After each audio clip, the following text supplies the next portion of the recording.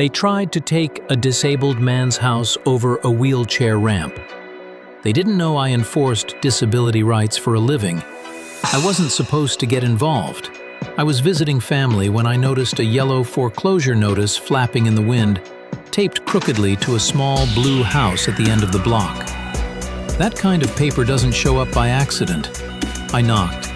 Thomas opened the door from his wheelchair, late 40s, hands calloused from a construction career that ended with a spinal injury, fixed income, quiet voice, alone.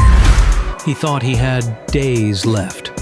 The HOA had buried him under $21,347 in fines in just over a year for an overgrown lawn, a visible trash bin, and a medically required doctor-approved wheelchair ramp.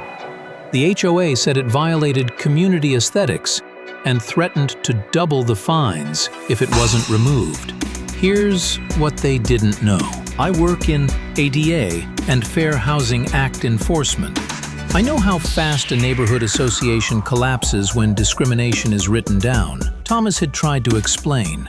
He brought letters. They ignored him. Eventually, he stopped opening envelopes because each one felt heavier than the last. I asked for documents, not stories. Paper. That night I built a timeline that spoke for itself. They fined him for conditions caused by his disability. They denied a reasonable accommodation without a vote. They discussed his limitations in closed session emails. One sentence ended the argument. If we let him change things, others will expect exceptions. That wasn't opinion, that was evidence. I filed complaints with HUD, the state civil rights office, and the HOA's insurance carrier. Then I sent one certified letter, footnoted, dated, and calm. The HOA's attorney replied in 48 hours. The board went silent. 2 weeks later, enforcement froze. The lien was voided. Investigators uncovered a pattern.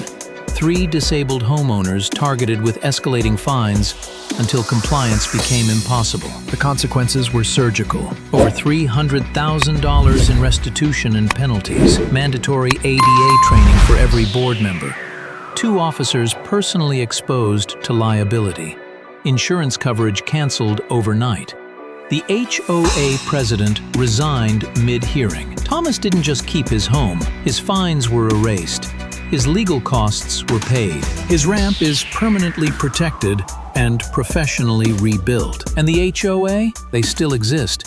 Every rule they write now assumes someone is reading it like a weapon.